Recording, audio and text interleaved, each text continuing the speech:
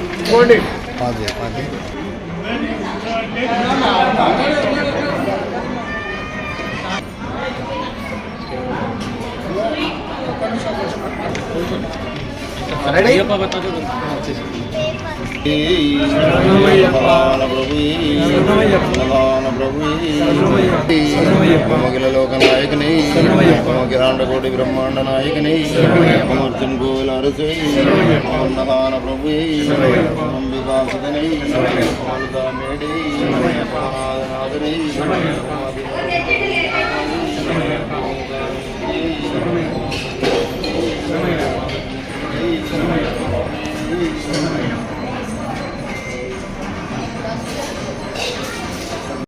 స్వామి శరణమయ్యప్ప, అన్నదాన ప్రభు శరణమయ్యప్ప.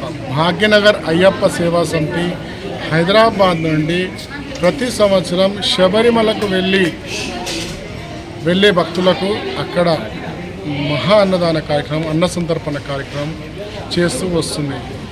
నీలక్కల్ వెళ్ళే దారిలో భాగ్యనగర్ అయ్యప్ప సేవా సమితి జనవరి 7 నుంచి 14 తారీఖు వరకు నిరంతరంగా అన్నదాన కార్యక్రమం చేస్తూ వస్తుంది.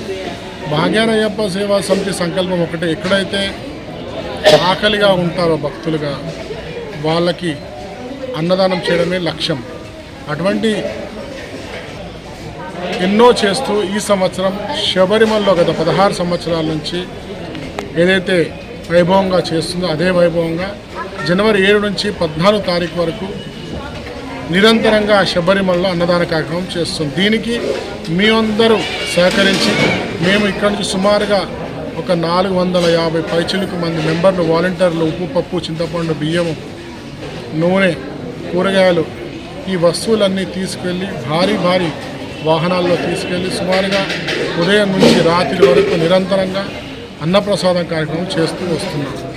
దీనికి మీ వంతు సహకారంగా, మీ వంతు కృషిగా, మీ వంతు సేవగా helpaneedy.in ద్వారా మీ యొక్క సహాయ సహకారం అందించాల్సిన కోరుచున్నాం. అన్నదాన ప్రవేశనమయ్యప్ప, అన్నదాత సుఖీభవ.